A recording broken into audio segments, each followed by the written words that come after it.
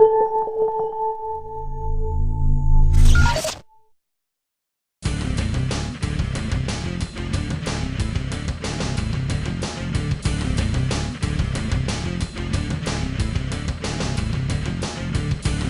right, so this being Vista and Office Week 2007, we brought down Tim Sneath.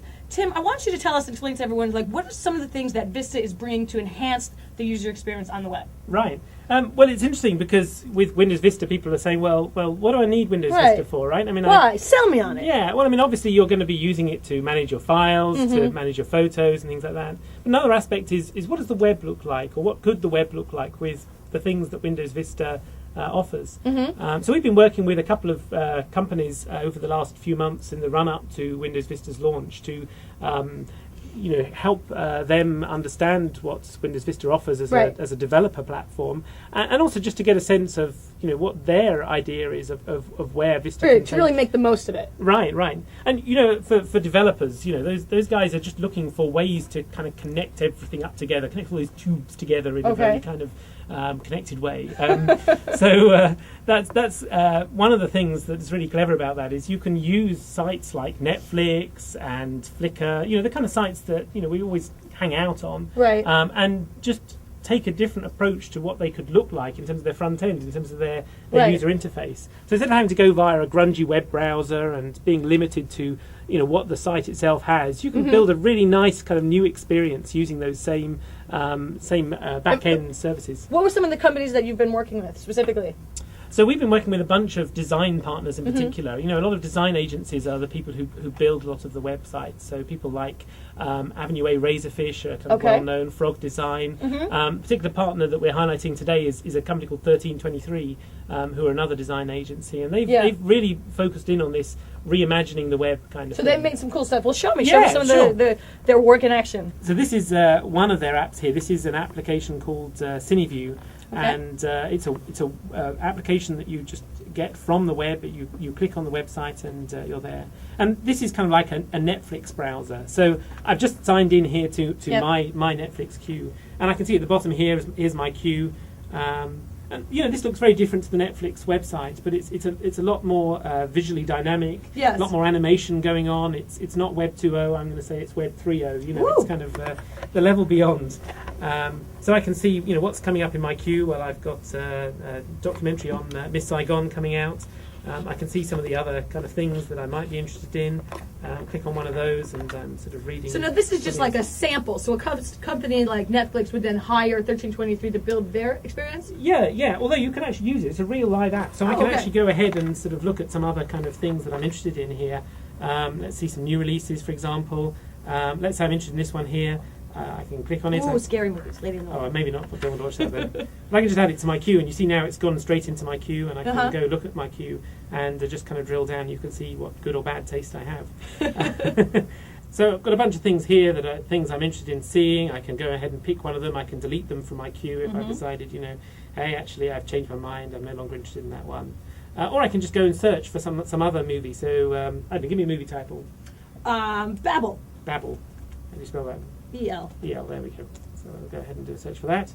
And there's all the movies that kind of have that kind of title in it. There we go. So, oh, wow. You sure you didn't mean Babe?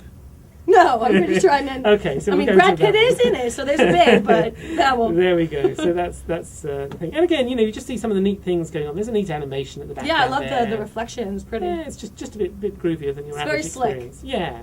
So that's what they've done for a Netflix kind of experience. Yeah. Let's look at something else. Let's look at this one here, which is the same kind of experience, but this time I'm looking against a Flickr store. So all those photos that people have been taking, I can go ahead and just see what's interesting there. So let's pick a tag to search for. I don't know. Puppies. Puppies. I'm really keen on puppies, so I'm really pleased you picked that one. So we'll just do a quick search for here, and wow! Look at the cute puppies.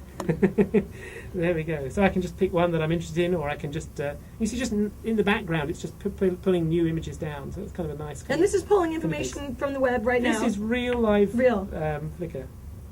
Oh, I can zoom in and out. That's you see that handy. That's really there. great, and it's so fast, and it renders up like immediately. Right. So if I'm looking for a good image, I want a puppy's image for my portfolio or something, I can just go ahead and easily pick that out there.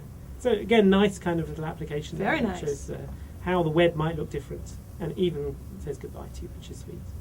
So that one was called Nostalgia. So I can go now, since I'm running this, I can go now and download that and Right. and have pretty pictures of puppies zooming in all day long on my desktop. All day long.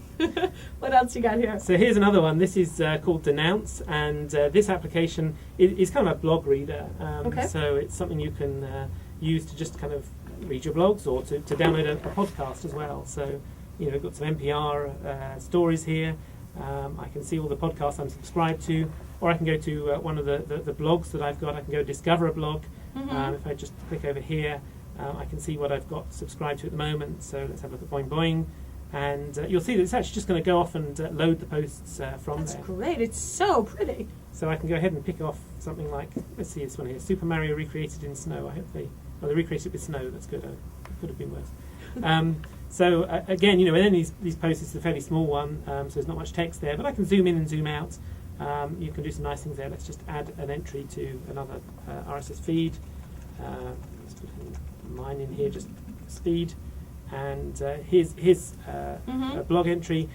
You can see a number of different items, and let's just go ahead and pick one of these. And you'll see again, just the look of this is a very natural look. It's a nice, easy thing to read. Yeah. The zooming works nicely. It's going to grab images if I've got images in the blog, so I can see those. The links all work. There we go. There's an image that's just downloaded there. It's just a very nice experience. It's very slick. It's very impressive. I like it. There you go. So 1323.com. 1323.com. And this is Vista. This is what Vista's making your web a better place to be. Indeed. Indeed. There you go.